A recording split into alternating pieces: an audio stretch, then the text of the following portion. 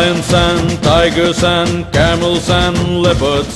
Some live in forests and some live in deserts. Lions and tigers and camels and leopards. Some live in forests and some live in deserts. Growling and roaring and squeaking they go. Our friends from the forest are odious so.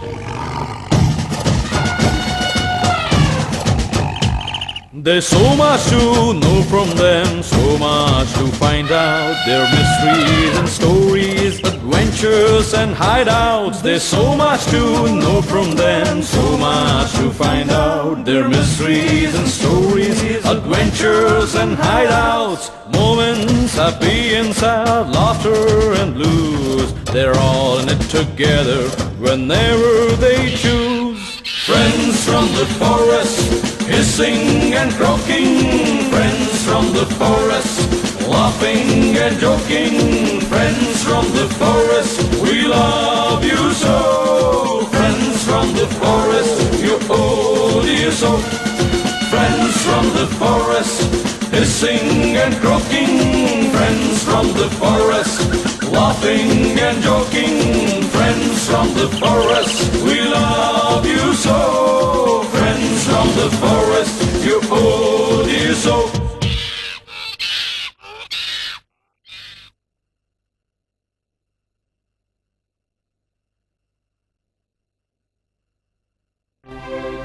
Once upon a time, in the deep forests of Sundarban, lived a mighty lion named Sher Khan. Sher Khan was the king of the jungle. He was a wise and just king.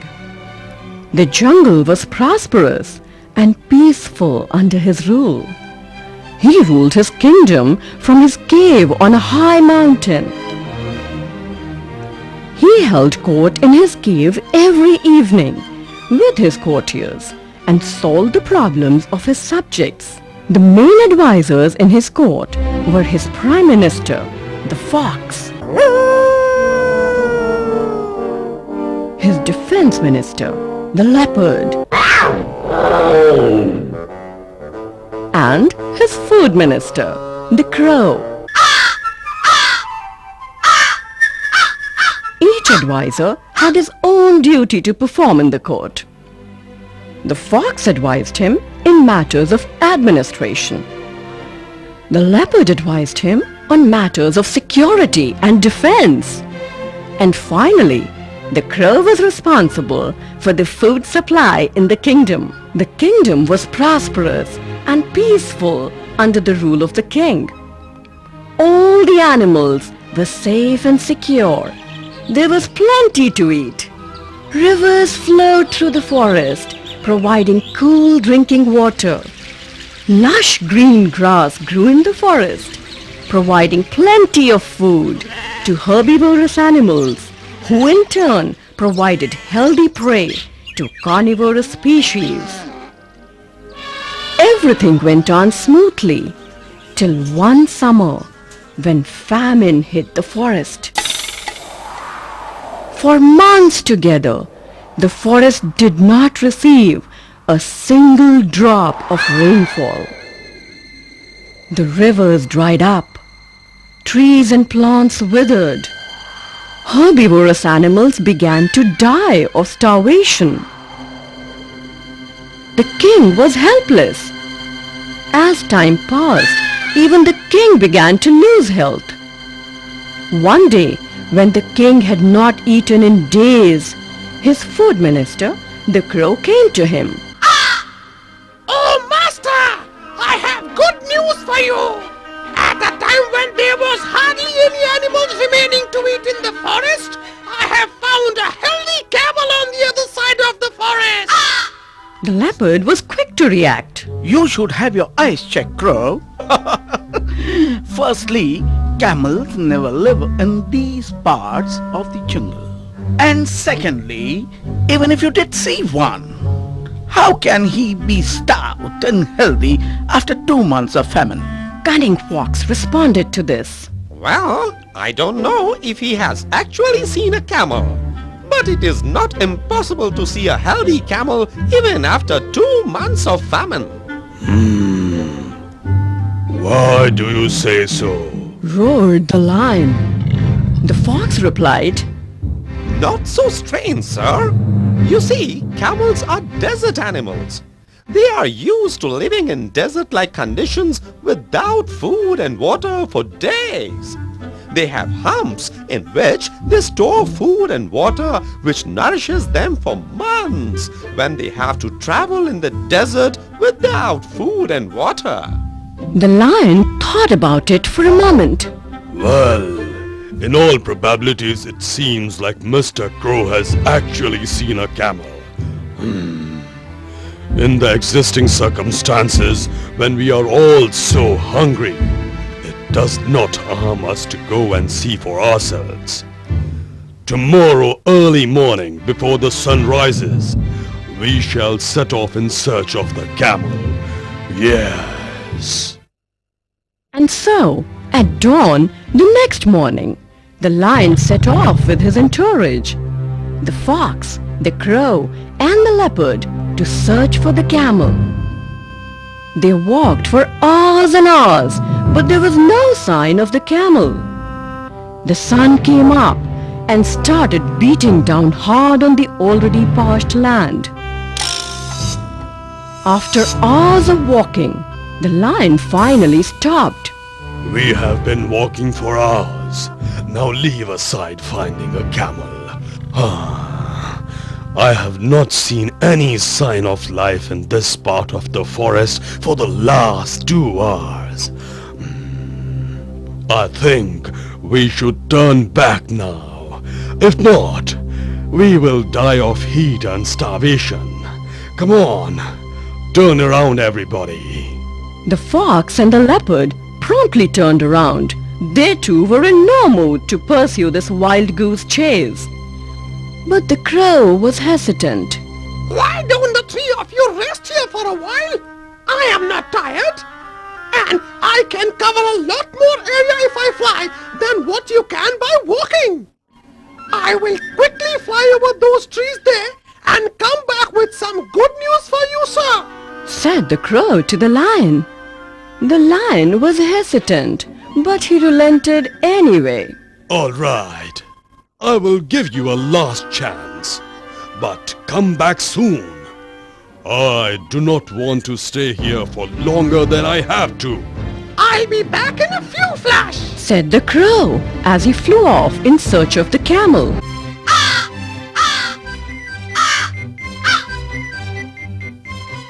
After a while, he spotted the hump of the camel, moving along at a leisurely pace through the forest. He swooped down on the camel and started a conversation with him. Hey! Hello there! It's strange seeing you here! You don't see a camel in these parts of the forest! Said the crow. The camel was startled. Who's that? Oh, it's you? Well, at last I see a sign of life in this strange place. Do you live in this jungle? Not only do I live in this jungle, but I am also the food minister of the kingdom. But what are you doing here? Oh, let me tell you of my plight. I was traveling across the desert with my caravan when I strayed away and suddenly found myself in this strange place, full of trees and shade. It's ages since I have seen the sun. Oh, how I long for the desert. The crow was thrilled. A lost camel! I will lead him back to the king. We will have a feast on him, and nobody will ever know or miss him. Don't you worry. Come with me. I will take you to my king, the lion. He is a kind and wise king. He will find a way to send you back to your caravan. And so the camel started following the crow. Soon they reached the clearing where the lion and his party were waiting for the crow to return. As soon as they saw the camel, their eyes lit up. The crow was right. This is actually a camel. Thought the fox. Wow! What a feast we are going to have. Thought the leopard. As soon as the camel saw the lion, he bent down on his knees and paid his respects to the lion. My Lord, O King of Kings, O Mighty One,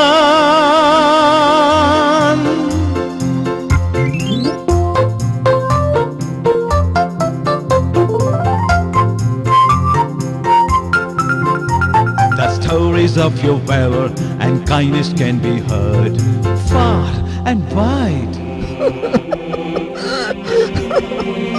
I am lost in this unfamiliar place.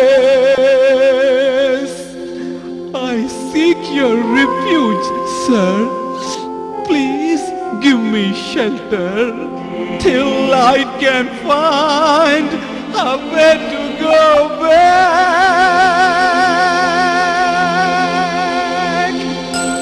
to my caravan, sir. Hearing this, the lion's heart melted. He was a good-hearted king, and the camel's sincerity appealed to him. Don't you worry, Camel. You are under my protection now. Nobody will harm you and you will live with us till we find a way to send you back home. He said. The leopard, the fox, and the crow were shocked. This is not what they had bargained for. But they had to obey the king. So the whole party returned to the lion's cave. The camel began living with them and became a part of the court. The king even made him a minister of the court. But this troubled the other courtiers no end. I take all the trouble to find the camel. Sweetly convince him for coming to our jungle with dream of fasting on his flesh. And what do I get in return? The king makes him a minister. And I have to sit in court with him every day and listen to his opinion of all kinds of issues, Commented the crow. Oh, don't remind me of that. Every time I see him in the court, I get dreams of how tasty his meat will be. I cannot concentrate on anything anymore. Oh, what agony I go through. Said the fox. Yeah, same with me. With the famine getting more and more severe and food getting more and more scarce, the camel is like a treasure which we cannot touch. Said the leopard. I refuse to give up. Said the sly fox. We are going to trick the king and the camel in such a way that the camel offers himself to us on a platter to eat. Yeah? How are you going to manage that, may I ask? Said the leopard. The fox whispers into the ears of the crow and the leopard. Next morning, the fox, the crow, and the leopard approached the king in the court. What's wrong? Why are all of you looking so troubled? Asked the king. The fox made a sad face and knelt before the king. Oh, master, lord of lords, we cannot see you like this anymore. Look at you. You look so pale and so weak. You have not had a decent meal in days.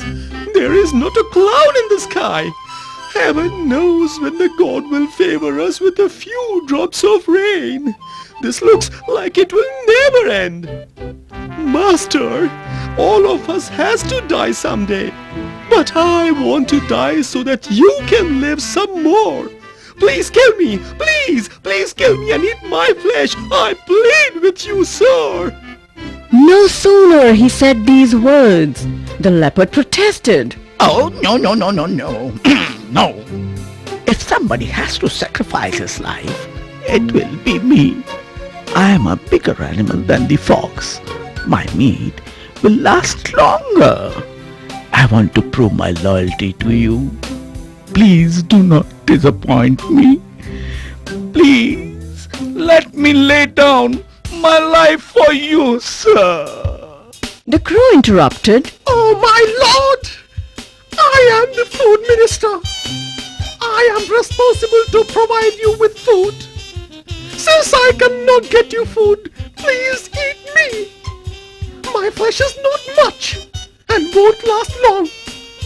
But you should eat me first, please! On hearing all this, the camel, who was sitting quietly, stood up and went before the king. Oh, great king, you offered me shelter and support when I was lost and lonely. Now that you are in need, I would like to offer myself at your services. I am a big animal. If you kill me, my flesh will nourish you for a long time. Please accept my humble offering at your feet, my lord. As soon as he said this, the leopard and the fox prepared to pounce on him. The king was wise as he was intelligent.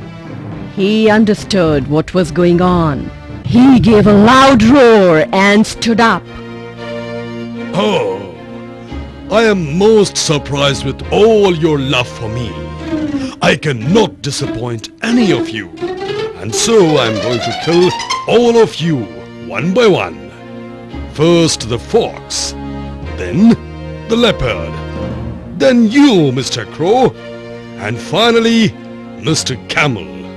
Now come on, please all of you stand in a row. The lion started advancing towards the animals. As soon as the animals heard this, the fox, the leopard and the crow ran as fast as they could. Only the camel remained standing there with his head bowed low. The king came up to him and hugged him. Oh, you are my only true and loyal friend, Mr. Camel. I know true friends from false ones. The camel remained with the king for many years as his chief advisor and loyal friend. The leopard, the fox and the crow were never heard of in the kingdom again.